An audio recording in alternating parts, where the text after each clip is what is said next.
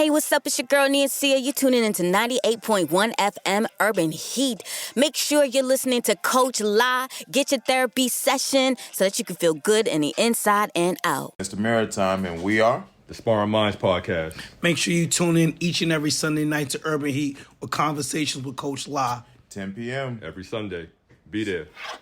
Producing it, juggling all this and still manages to be a present mom. If she's hosting an event, you already know it's going to be bomb. Bomb like her feminine style and dress, or the way she helps you manage your trauma and stress. The alphabet queen, reigning on the rivalry. Masters in business and social work, flexing on them privately. She built her own lane with pro therapy, self-care wrapped around dope poetry, resiliency and optimism in alignment with her passion. No filter, no problem, all traction, keep the reaction. She is her brand, no ambassadors needed. Waitlisted status, big confidence, untreated. Tonight's episode of Conversations with Coach La is brought to you by the relationship experts at Quintessential Wellness Solutions. Do you feel like the spark is gone in your relationship? Are you stuck in a never-ending cycle of fights and disagreements? Then it's time to take action and bring the passion back into your relationship. Introducing Iron Sharpens Iron, the ultimate relationship course brought to you by the relationship experts at Quintessential Wellness Solutions.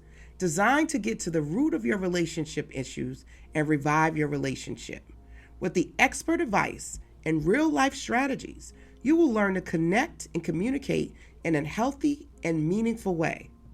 Discover the 8 essential steps to getting in touch with your feelings and reaching new levels of intimacy, plus exclusive bonus materials to help you solidify the progress you make in the course. Don't miss this chance to take your relationship to the next level. Sign up at admin at qwsolutionsllc.com for the ultimate relationship course today. What's up, y'all? It's Leah Nicole. And I'm Daniel Laurent. And we're locked and loaded. And you're listening to our favorite around the way therapist, Coach La, every Sunday at 10 p.m. You know what it is. Nancy, Smokehouse. It's the Urban Heat. Shout out to Coach La. Kicking it with Coach LA, it's time to listen to conversations that's gonna keep you winning. Sunday nights at 10 p.m. on the Urban Heat, just call it Conversations with Coach La La La La La La La La. Conversations with Coach La La La La La La La La La La. If you got something on your mind, you can call in, you can hit a line. She the realest, ooh, she the realest. You can tap in, loud, always get a business to empower you so that you can do every and anything that you want to. Kicking it with Coach LA, it's time to listen to conversations that's gonna keep you winning. Sunday nights at 10 p.m. on the Urban Heat, just call it Conversations with Coach La La La La La La La La. Conversations with Coach La La La La La La La La La La La.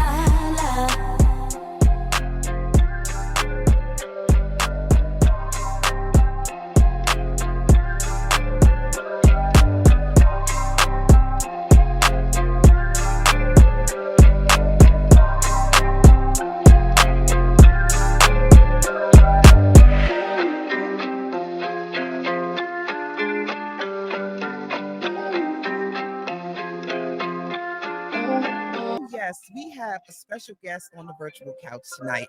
And you guys know we are the Urban Heat 98.1 FM, and we are radio with a purpose. So what does that mean? That means that we push the envelope sometimes. That means we talk about things controversial. We talk about juicy things, anything and everything that's associated with doing this thing called life. We will talk about. And I love talking to interesting people who are doing things that inspire me, and I'm also hoping that it will inspire you. So tonight's guest is a prominent community activist. He's an advocate. He's a self-made talk show host. So we share that in common. Like, I created my own brand and started calling myself therapy therapist. That's something I did, right? He has a critical voice in Boston's landscape.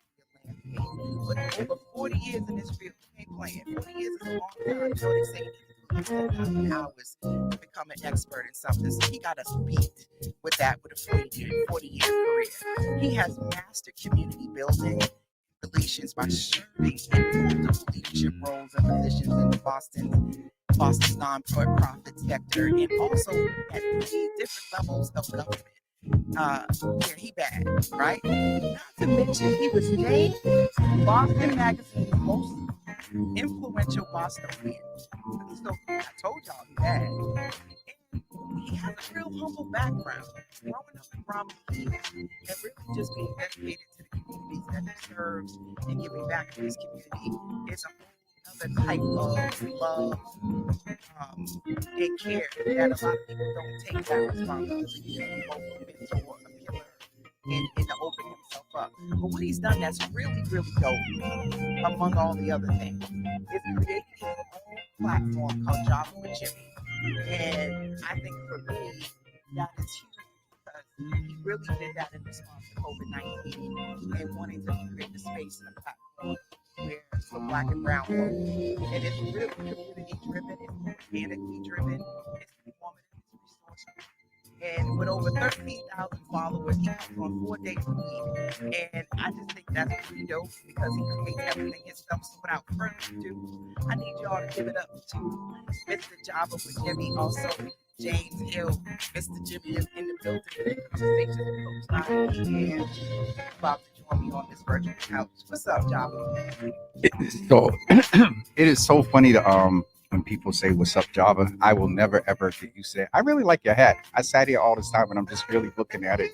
I tried to represent. I knew you was on the hat today. Oh yeah, listen, if you saw what was up under here, shout out to Jaws. I haven't seen her in a few weeks, but I need to go see her and Roberto. But what's up? I'm just glad to be here. This is something that we've been working on for a couple of months now. Yes. And just a few points of clarity. One, I didn't set out to create the platform. 2, I don't create everything, especially as of late. I got to give a shout out to the Davis system, and within there specifically, Anissa Benjamin, that does a lot of the graphics and stuff. It's. I'm going to be honest, and this is with all due respect to the team. They do what they do at very limited hours. And they get a lot done because I can't, right now, I plan to, if I come on first quarter, second quarter next year, it's going to be a whole team with them. You know what I mean? But so just a couple of points of clarity there. And you said something about a master or whatever organizer, that type of language just is interesting. And also you said we're going to be juicy tonight. It also, I think when people, as you're doing, which I appreciate, when they give you flowers, I've also, and we're going to get into this sometimes, and it happens in every city, but I can only refer to the city in which I grew up. Boston is interesting because then you get, sometimes targets on your back, when you get flowers. And she said he was a master, or will he organize? So you said we're gonna be juicy, and I don't get a chance to sit on the side of the desk. Well, that was part of why I wanted to have you come in. Because at the end of the day, you do organize. Like you did a lot of work with the waterfront. You are speaking up. You're advocating for us to be in more spaces. And I think a lot of times we don't realize what people do behind the scenes to speak up and advocate, or just bringing certain people on your platform to talk about what they're going through and what their missions are, similar to what we do here at the Urban Heat. That is organizing. I think that we have to open up our minds to what advocating and organizing looks like, right? Because just simply being the face and taking the daggers and taking whatever comes along with that of putting yourself out there to scrutiny, to jealousy, to envy, a lot of the things that come along with being a cycle breaker, being a disruptor, saying, you know what, I'm going to take this baton and put myself in a leadership role. I truly believe that leaders are cultivated and it's a choice. A lot of people think they're born, but I don't think leadership is something that you're just born a leader. I think you have to decide So we ready to have a conversation? We You gonna- done with all your intros and listen, well, my first question was gonna be who is Java, but you already who's James outside of this bio, but I think we about to get into that right now. Absolutely. And first of all, somewhere along the line, I need the MP4 because I think I'm going to use your intro as something because you made me sound wonderful. Well, listen, I think you dope. Thank you. And I was like, that. okay, let me get him on here. And then I was like, okay, is he trying to like curve me? No. And so we're going to get remind me. I bought my iPad so we can take notes. I want to go back to that because I need to clarify some things around that, in reference to the team. But so who is Java? First of all, Java is from, and I'll mix it up here. Java is from the day that I went live. I've back up a little bit. I count my time as a peer educator before peer education was this thing that we did in Boston around smoking cessation, STIs and HIV back in the day when we had peer education programs. And I was with my Aunt Maria at the CAVE program. She was teaching dance. And I was always the rambunctious, free-spirited, as I discussed with Falasha today, guy that kind of stepped up. And so even to your point about, and we can get into it later about choosing leadership, just remind me to go back to choosing leadership because you'll be quite surprised of when I settled in myself. Okay, I'm a leader and I'm going to do this. So people don't realize that. What? You get called to do it, people try to push you to do it, but you have to make a decision at some point that you're going to do it. So again, let's come back to that because I think that the journey will give some context to when I realized. And so born and raised in Bromley Heath, housing projects, also up the street from OP at my grandmother's on Greenville, Roxbury, so I claim Roxbury and JP. I was born to a teenage mom, speed things up. My mom had succumbed to crack. I was the oldest and the only boy. And I had a lot of responsibility on me, not choice. We could have that debate in a minute. We're going to have this convo about choice and leadership. And also, when I've been very transparent, was molested, multiple times. And there was times in my life where that opening, and it's interesting because when you're a teen, no matter what you're opening to, and people have different thoughts and philosophies about sexual orientation and blah, was that the outlet that opened me to, and had that not happened, would I have been straight, blah, blah. Anyway, we'll get into who Jimmy is. I'm going somewhere with this. So long story short, that also involves some times where, I was young and in my early teens, like looking for attention, being out late at night, walking down Heath Street, taking a right up on Center. And nasty old dudes, would take advantage of that. And so that is a part of who I am. And it gets me to speed things up into when you ask who Java is. I have that humble beginning to which you referred. Mom succumbed to crack. Went through the whole thing of, it's 2024, but back in my day, you couldn't be. Being out was never woman, sister, friend, therapist, coach. So were you down low? So wait, do y'all know that? First of all, y'all do. I'm about to have this conversation. What are y'all talking about? So okay, let's. You said who was Java? Let me speed things up real quick. James William Isaac Hills, Java, host of Java with Jimmy, James Jimmy Hills, is first of all a being that loves God. A being that is in a black body with a black experience and loves every bit of the blackness of who he is, who also happens to be reared in and raised in the hood. Yep. And through all of that, James is gay. And I know some people watching, some people listening, some people that support Urban, no Marvin, well, I told you that too, blah, blah, blah. Well, we're on air and I can't do what I want to do, but there's a picture in my phone where I just have two fingers up that somewhere land in the middle of my hand. And what I say to that, we're out there already. So that is a part of who I am. The four intersections of who I am.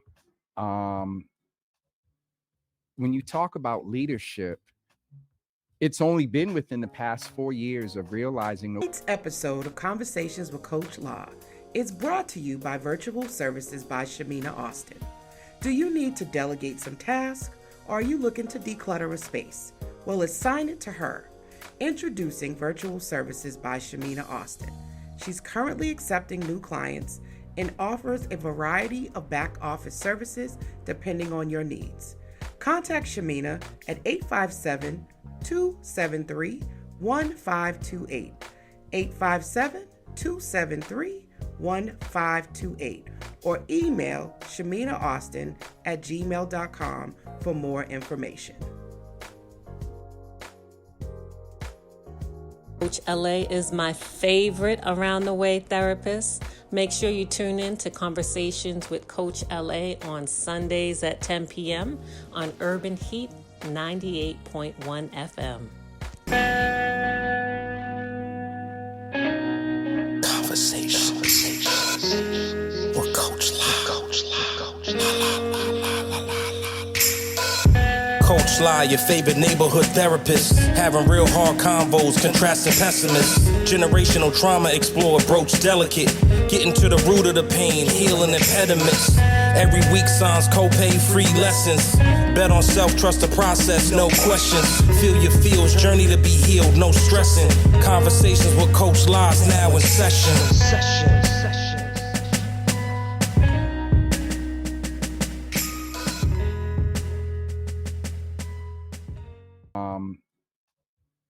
When you talk about leadership, it's only been within the past 4 years of realizing those four intersections where when I realized what Java with Jimmy was and what it was doing, I embraced the platform.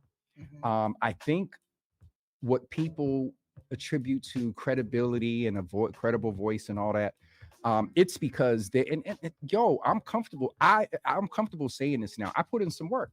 From that time of 11 and getting yelled at by Mayor Menino and getting cussed out in community meetings and then getting cussed out in City Hall and learning budgets. And I put in some work to really understand the pulse of community. One, I'm from it and in it. And two, I keep in touch with people in certain areas and ask questions like, yo, what's going on? What's the scope? How's things, go? Right. So I'll shut up and just on this part and say that I'm a 53-year-old man that was reared in this city, love this city, and it's interesting at times being and building in this city.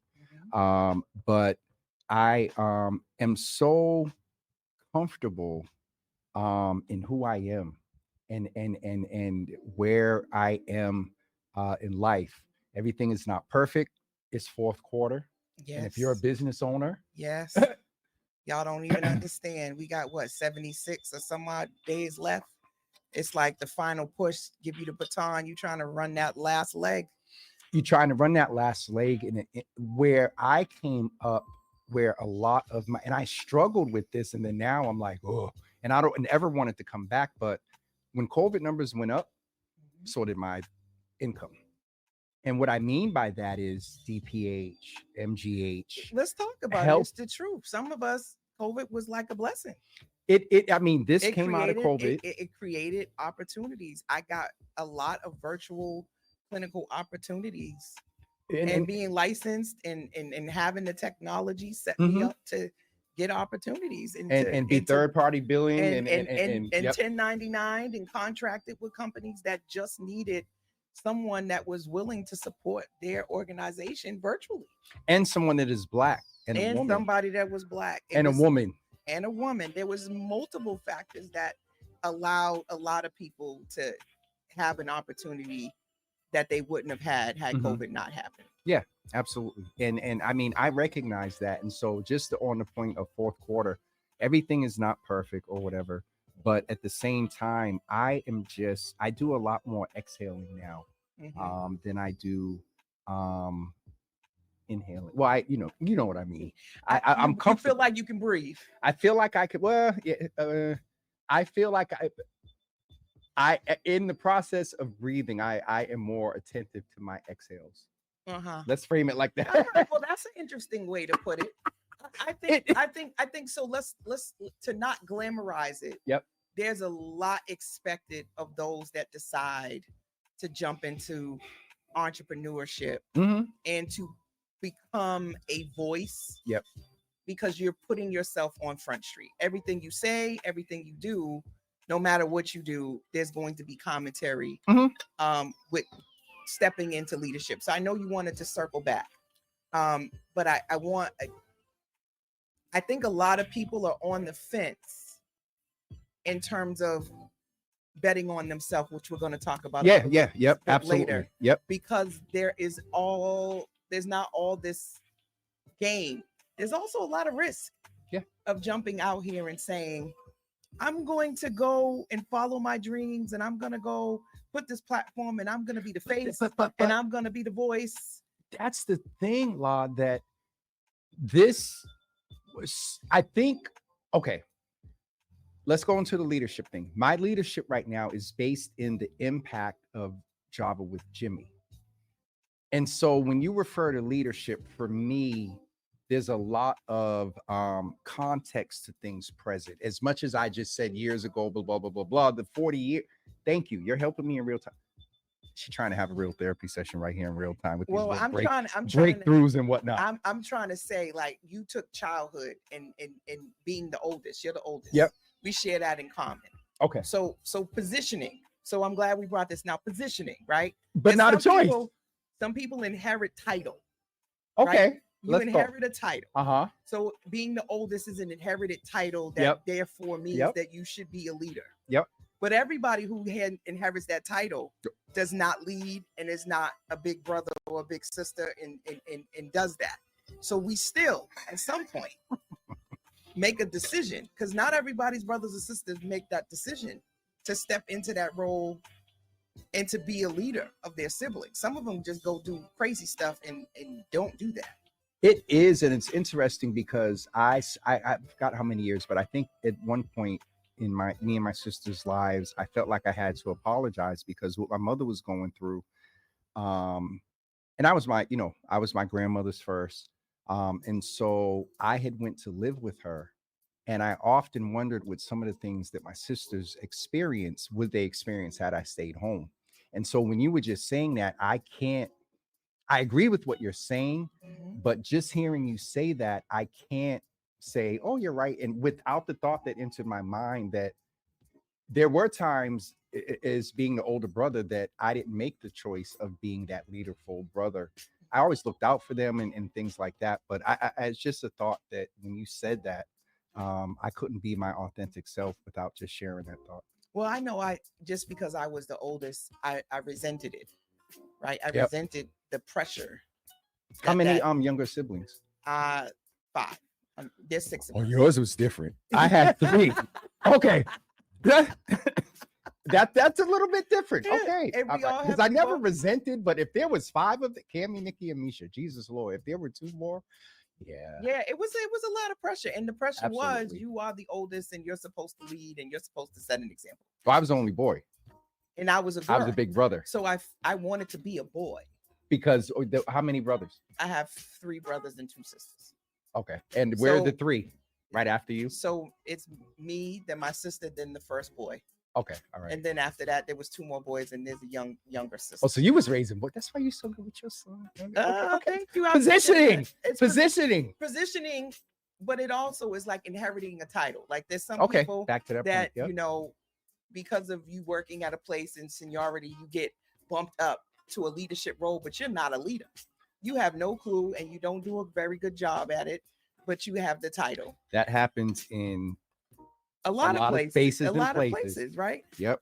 Or it's a family business, and because your parents own it, you inherit it automatically. You become a supervisor or a manager, but you don't have the skills or the desire or the know-how. So that's why I think that there is a lot of choice, or you having to decide at some point what kind of leader you want to be and doing the work to lead. So on the latter, definitely. And then having to decide in this level, if in this, okay, let's go. In this iteration of leadership in my life, the decision was when I forgot. Oh, I know who it was. Josia Martinez from ASG Communications Marketing Agency reached out. She was like, hey, you know, we have a budget. I see what you're doing. We want to work with you. How much do you charge an hour for your platform? Ooh, big I was question. like $25 an hour. Oh, did you whisper like that?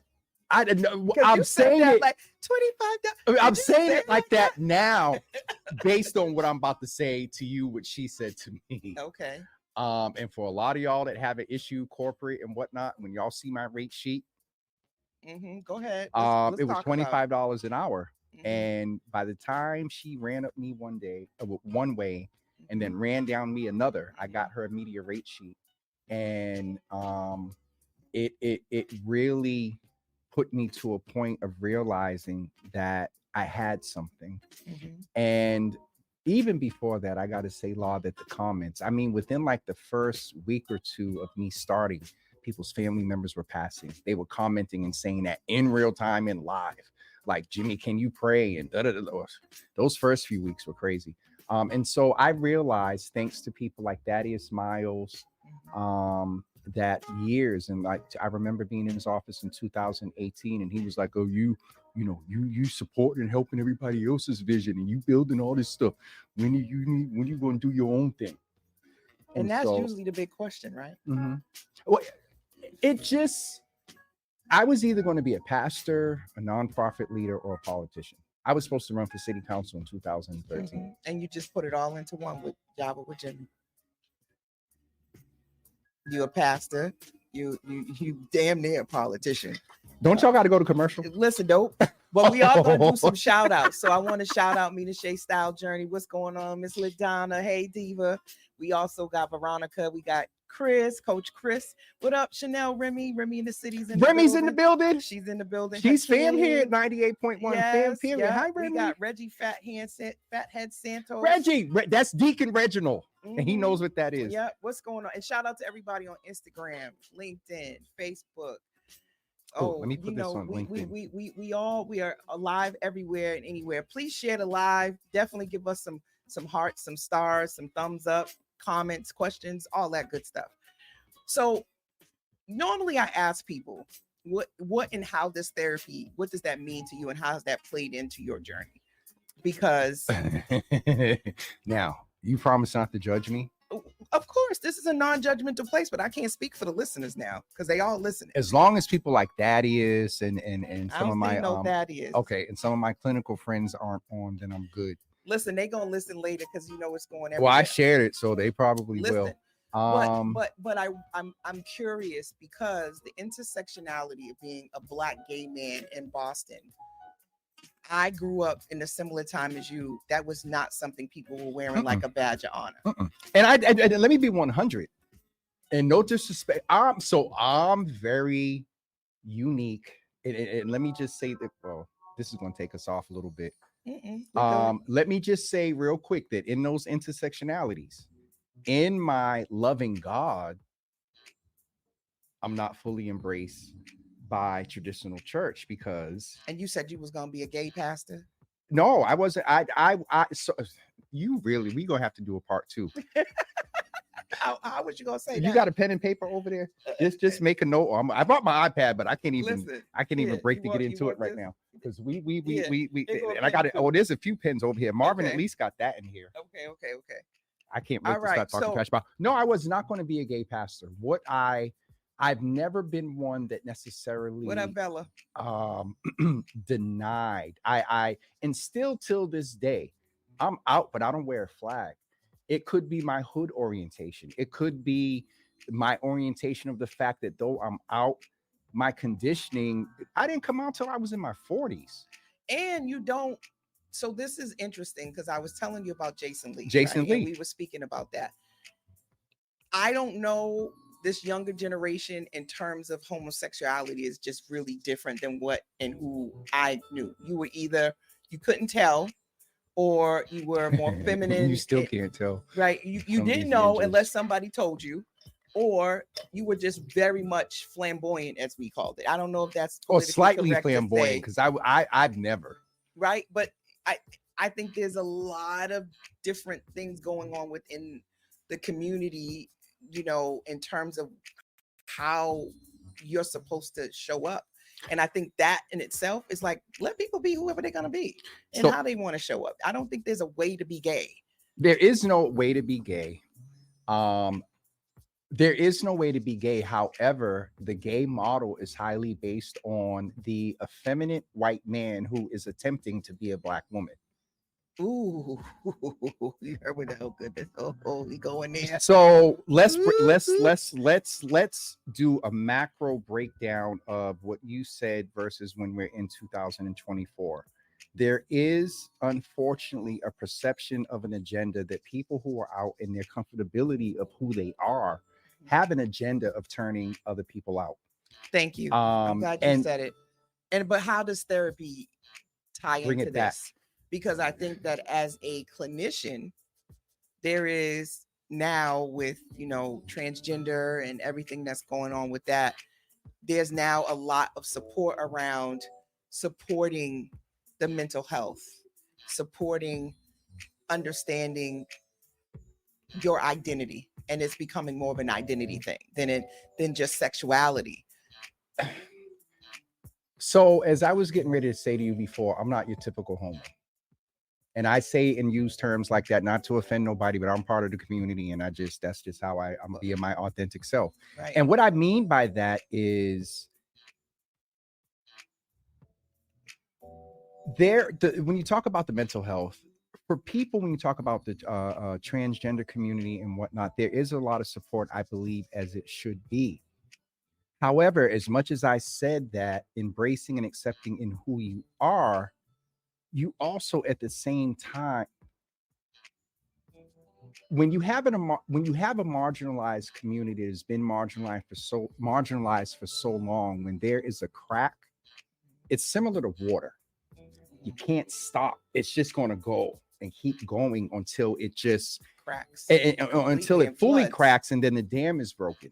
And I think right now that there is the, you know, just quote unquote regular gay lesbian, and then bi and the letters and whatnot. And I guess the only way that I can explain the evolution of the way a straight friend of mine said it to me when we were working on a t-shirt for Pride Month, he looked up the flag and he got like 50,000 flags. And he was like, yo, y'all can't just be one.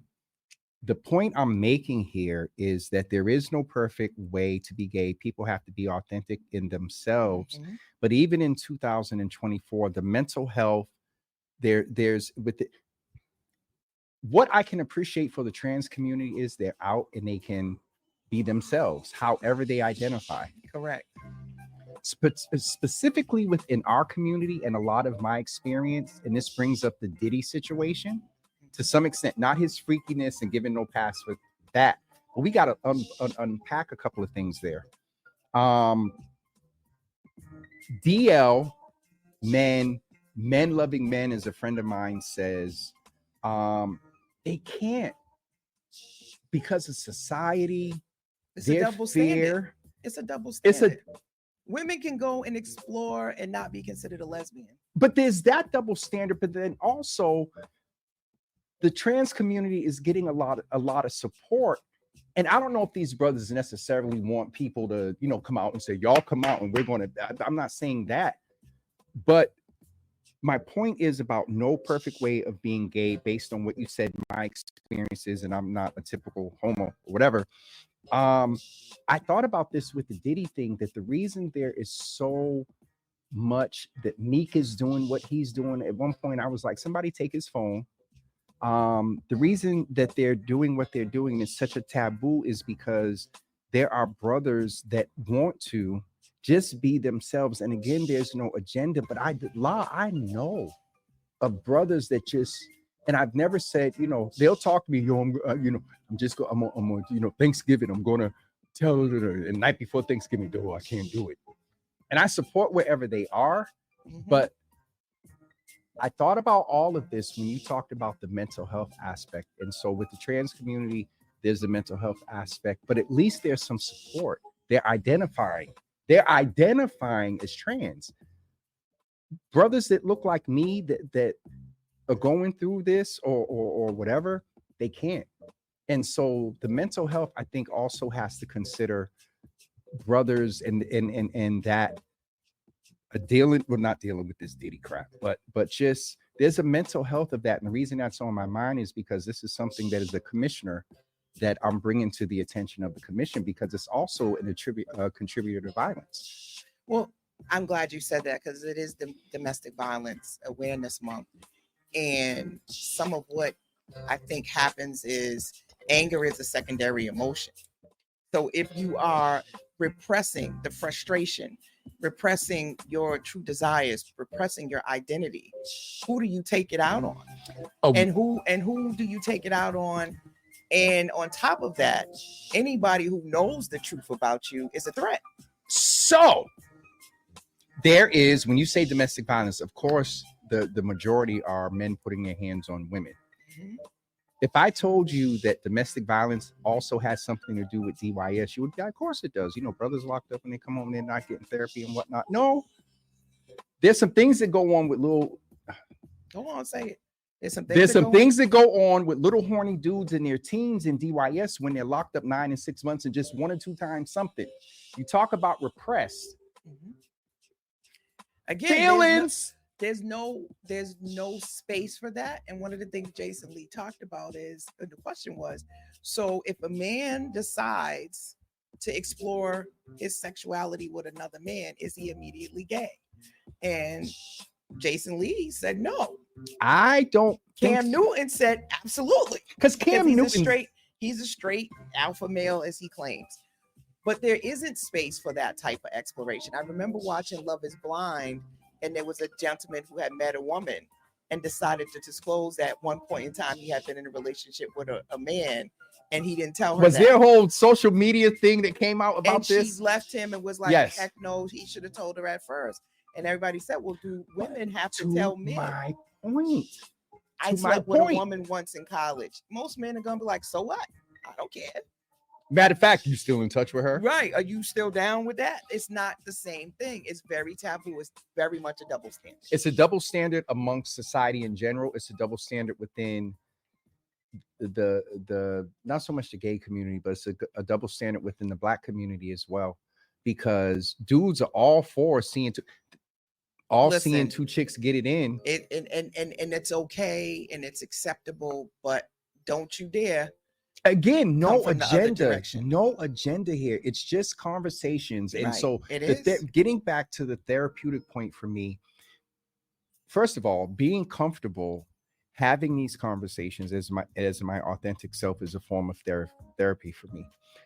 The other piece is when I said, don't judge me when you asked about therapy, I only had went and virtually laid on somebody's black couch like twice. Mm-hmm. I've only been in 2 therapy sessions in my life. Okay. And journaling has become therapy. Like the last couple of days, I remember doing the dishes and I was heated. And I was like, boy, when I go journal this time, I know I'm going to break a sweat and probably going to have to put a new tip on the pen and all that. But therapy for me is embracing who I am in its fullness. Therapy for me is recognizing a lot of the past, a lot of the present that helps and informs my future. And therapy for me is walking out on the porch sometimes in the morning and just looking at the grass. And I'm fortunate to be in a space now where I see trees and grass as soon as I hit the porch. It's walking on that grass down, and though it's right over Washington Street in the hood, for a quick second, I just look around. I'm like, this is beautiful. Uh-huh. Therapy for me is singing. Therapy for me is cooking. Therapy for me is seeing people eat my food. Therapy for me is when I post a picture of food and people be like, I want some. Like, that's therapy for me. Listen, I always encourage people to understand that, yes, I'm a psychotherapist, I'm a clinician, I'm a licensed independent clinical social worker, a life coach. This is not to say that the only way that you can navigate life is that you need to go to therapy. Yep. For some people, it is definitely some people space, needed a licensed clinical, and it's needed. Yeah. But what I have come to understand is that those of us that practice self-reflection, Yep, that's a form of that therapy. Are open to learning and have an open mind, keep good people that challenge our thinking around us, that are open to feedback. And a lot of this honestly comes from being educated. I know a lot of people will talk about not going to college and whether or not you should or you shouldn't. I don't think it always has to be through college. It could be a certificate program. It could be just you learning online or reading a book, but just people who I think are open to education are allowed, have a mental capacity to be open to learning and wanting to know more, versus closed-minded and what I would call a fixed mindset. It is interesting because they're gonna go unnamed, but that's why I keep reiterating that there is the ability. Listen, ninjas need to understand that just creating spaces for Black men to be able to talk about feelings that they're having decreases traditional domestic violence. It decreases gun violence. It decreases heart attacks. It decreases suicide. It decreases crime. And so having these conversations for me is not an agenda. Now, I said before that, the way that when marginalized communities get a crack in something and it just, there is an element of that within the community of which I am a part, or automatically because of my sexuality and put into, are there some that the way they present and the way that they get over their trauma and the way that they are being their authentic selves comes off as like they're shoving it down your throat? Yep, there is. And so we just have to have balance, Law. And it's like Black, and I'm speaking specifically to the Black community and Black and brown men. These spaces got to be created to where they can, because there are a lot of brothers that are dealing with this, and it's coming out in forms of hyper masculinity, the term toxic masculinity, but we got some toxic females out here too. Well, that's the thing I think that is interesting, is this whole masculine and feminine, and that even in same sex, somebody plays the masculine, somebody plays the feminine, although we are yes and no. That's such a it in some cases it is. In some cases you can look and tell, and in some cases you'd be like, I wonder. And then in some and then there's in some truth to that too, because some people, like some men have told me, I want a man. I'm attracted to a man. Like now let's be clear. Right. I want him to still be very masculine. And I've seen this where I'm like, y'all gay? Like both of them. That is so. And when I say I'm not typical, like that is, I do, and a lot of people, take issue. Back when I used to go in the club, oh, he's a straight boy, and I just, from going up in the hood to just whatever my orientation life, I'm from that. And then for the brothers that can come out and whether we still get ridiculed to a point, because even within that community, you get ridiculed because you're masculine for masculine.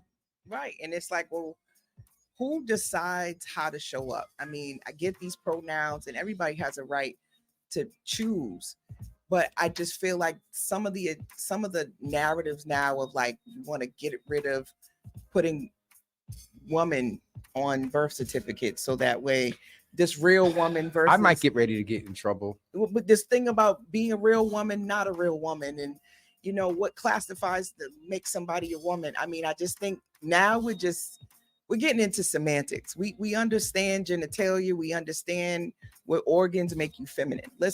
We cannot, I wouldn't say feminine. Fact. I would say what organs make you, and there's terms out there that just, Law, for me, I have not chosen, and not to be disrespectful to the community, but I'm 53.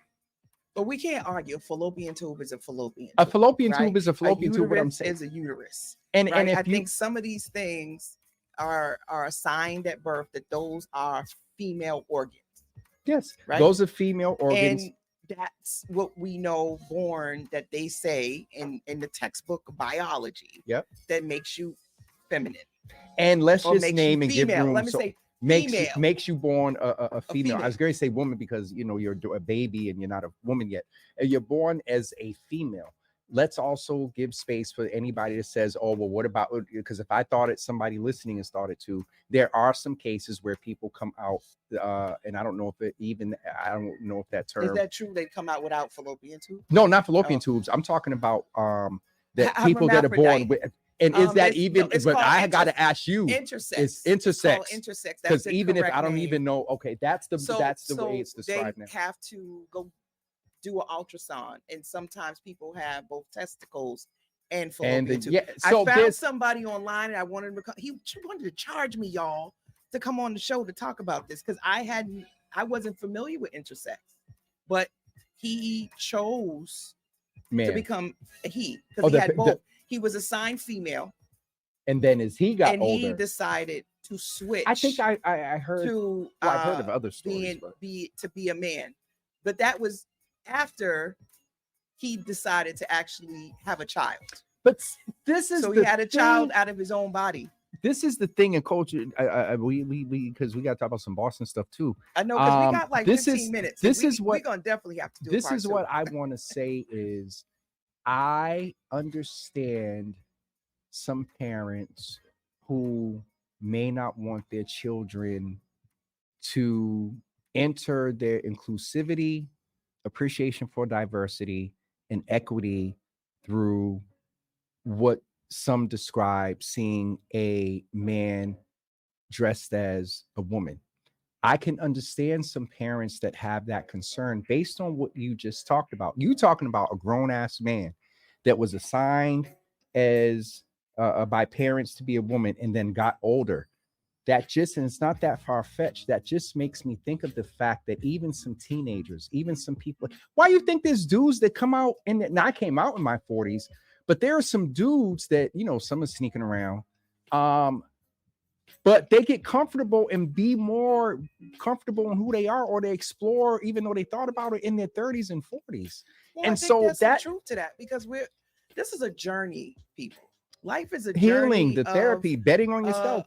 Is all about exploration, and there's people right now who, sexuality aside, are still trying to figure out who they are and is still deciding what they want to do. So I just think you'd be surprised how many people at 50 have a midlife crisis and decide, I hate this job, I hate everything, I'm going back to school. I hate this woman. I hate this man. So I think we got to leave space for choice, which segues me to the whole Yes. bet on self moment, Yes. right? Betting on self, for some people have thought that I meant be selfish and not think about other people, similar to self-care, where people have said, well, you know, self-care is you being selfish and not thinking about other people. That's not what this is about. Mhm. It's really about honing in and understanding thyself. So if not me, then who? If not now, then when? Those moments in your life that despite what you've been through, your upbringing, what you've seen, you decide, I have to get in the driver's seat of my life and decide who I am and what I want. Those are what I consider bet on self moments. Those are the moments that my father, who passed away 6 years ago, was like, baby, if all else fails, you know that if you bet on yourself, you're always going to be authentically you and doing what you're supposed to do if you tap into yourself. So when you think about that, I mean, what would you define as one of your pivotal bet on self moments? I think it was my first therapeutic session. It was around a time where I was embracing the impact of the platform, and I want to get it right. And I actually think it's somewhere in my journal where she said, who you are started from your survival. Your survival became habits. Your habits became your way of life, and your way of life became your character. Law. And at that time, I was booed up. I lasted to the rest of that therapy session. And as soon as I hit leave on the Zoom, sis, I broke. And what I realized was that everything, and my old pastor, Bishop Bernard and Bragg, who I miss dearly, one of the things that made me go to that church was one message that resonated with me was don't despise anything that you've been through. It's brought you to where you are today. Ooh. And so that was a huge moment.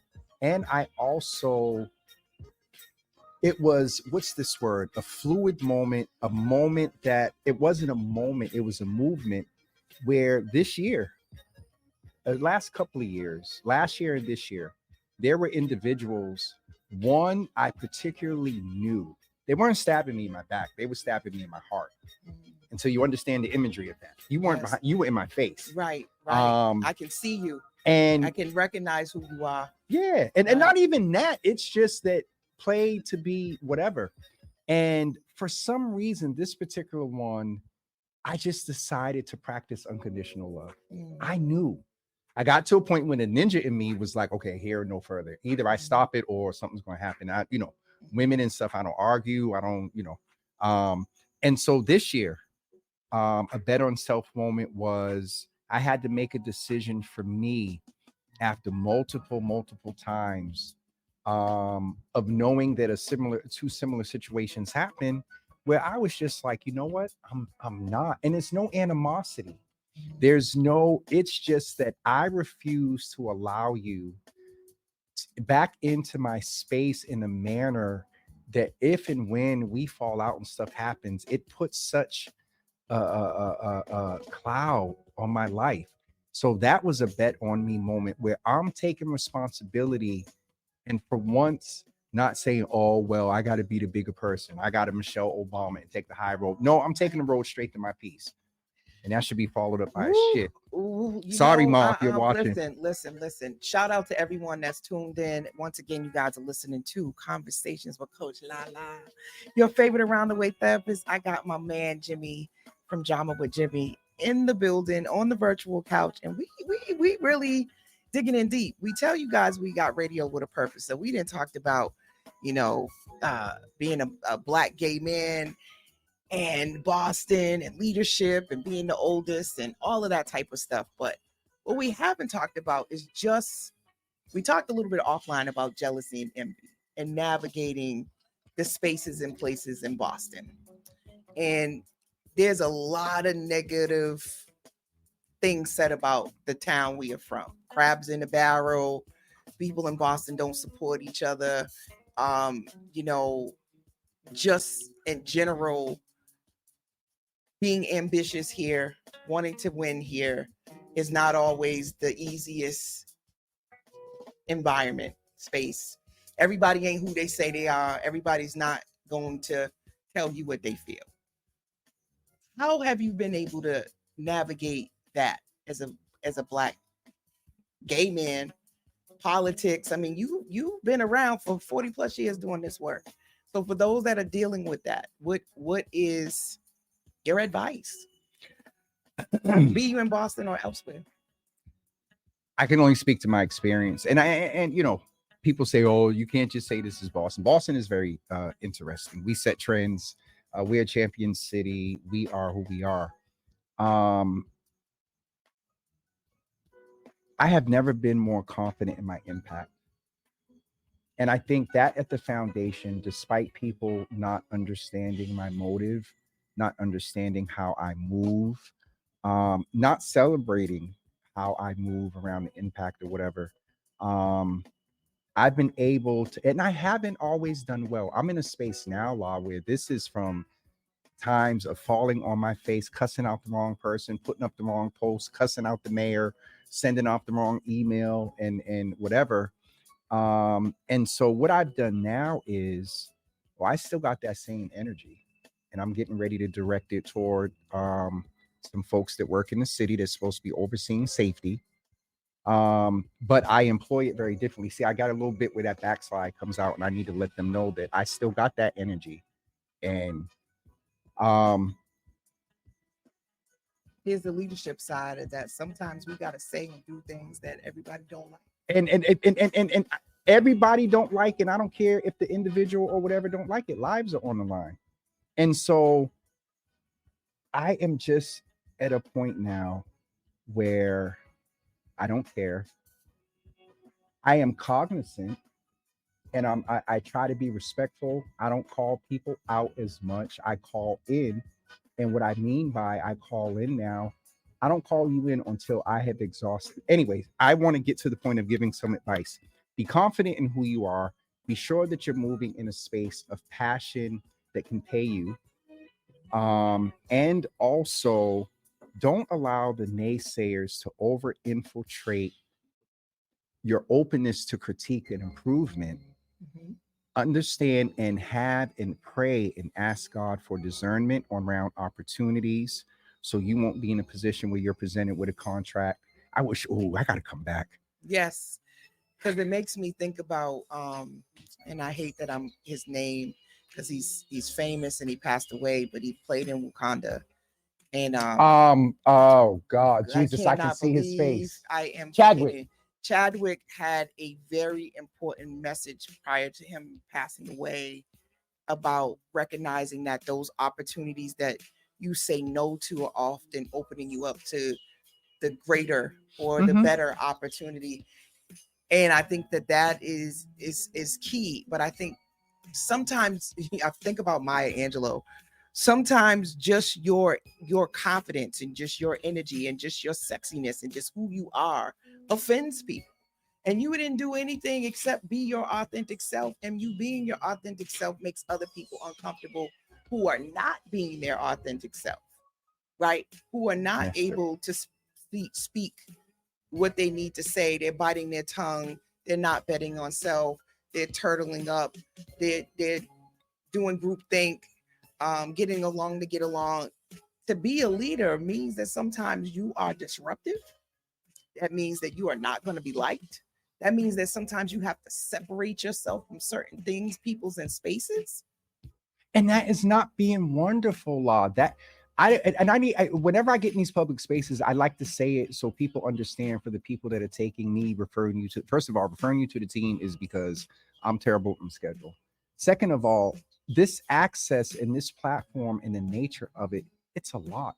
You think when I turn that camera off, that what I read about or the emails that come in or the text, can you help, or my mother or my brother or my, and so, it is, you said a couple of things there in that last part. I know we're getting ready to wrap up. To the people that are trying to build something, you have to be your authentic self and real with yourself, but you also have to, as you said, bet on yourself in the perspective of not a negative, but in the perspective of take the risk. What do you have to lose? You know what I mean? Take the risk and write. We got ChatGPT. We got things, learn a little bit of how to put the parameters in and say, yo, ChatGPT, I want to leave my job and I want to pursue and make enough money to survive. And this is how much money I need. And this is what my passion is. Help me get on a 6-month to a year plan of executing this. You'd be surprised. And he's not lying about that. There's so many tools, platforms. I just want to encourage people not to be scared anymore. Hold on, because I feel the spirit of my father. Bishop Bragg used to teach. What was it exactly?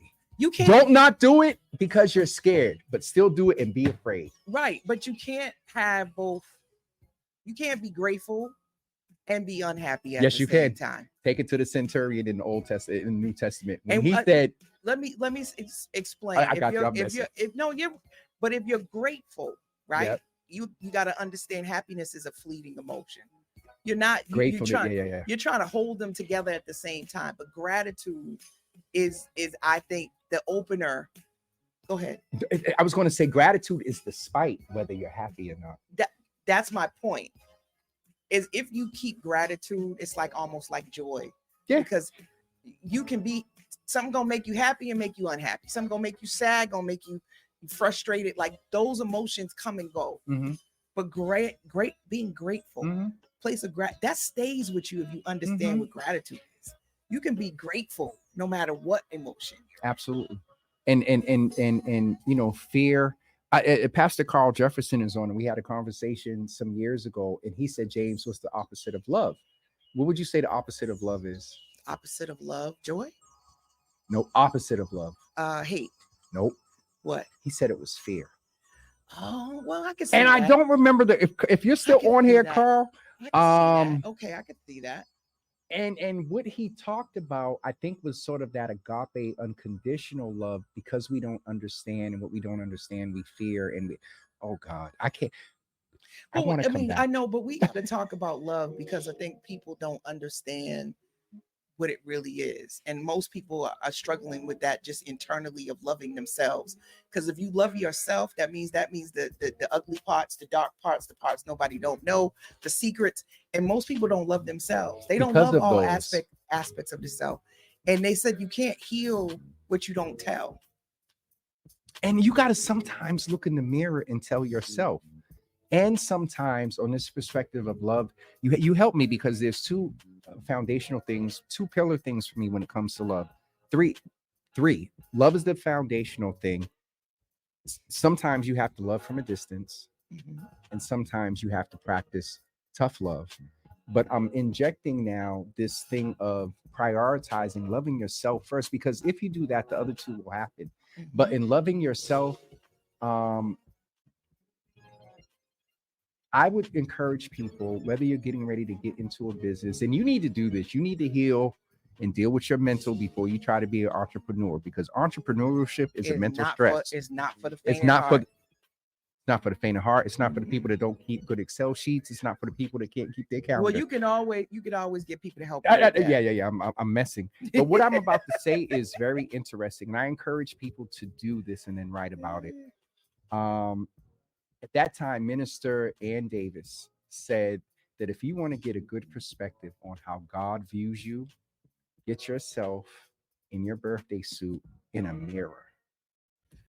Oh, you know how many I give that as an assignment to my clients, to look in the mirror, to get completely unclothed and stand in that mirror and observe and talk to yourself. And most people can't do it. It'll move beyond the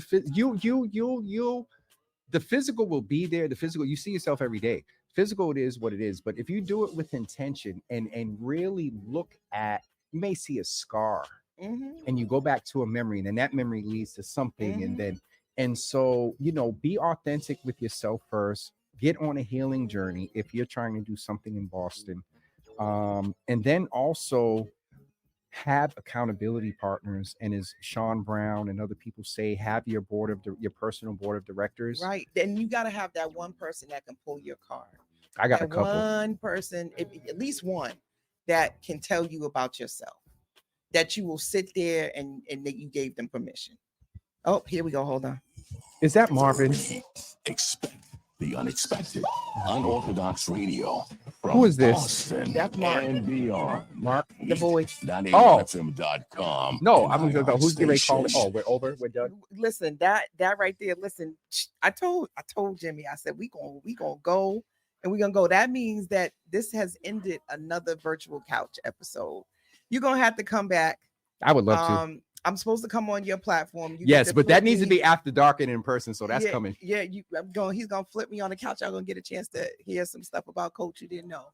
But thank you, absolutely, for coming. I gotta have you come back. I hope we can find some time in your busy schedule, because we didn't even get to everything we wanted to talk about. But we talked about a lot. We did. I got thank notes you and everything to everyone who tuned in tonight to another episode of Conversations with Coach La. We are definitely going to do a part 2. Stay tuned for my episode with Java After Dark, because that's going. It's coming before the end of the year. Juicy. Good night, everyone. Till next time, make sure you share the live, and this will be converted to the podcast version, so y'all will be able to replay it and get all what you missed. Good night, and thank you. Keep betting on self, and y'all know what to do. We love you here at the Urban Heat, so make sure you tune in tomorrow to the Morning Cafe, because it's going to definitely be get your coffee ready because they always brewing something up on their morning Let me cafe. use my words. See y'all later. Good night. Nancia, Smokehouse, it's the urban heat. Shout out to Coach La. Coach LA, it's time to listen to conversations that's gonna keep you winning. Sunday nights at 10 p.m. on the urban heat, just call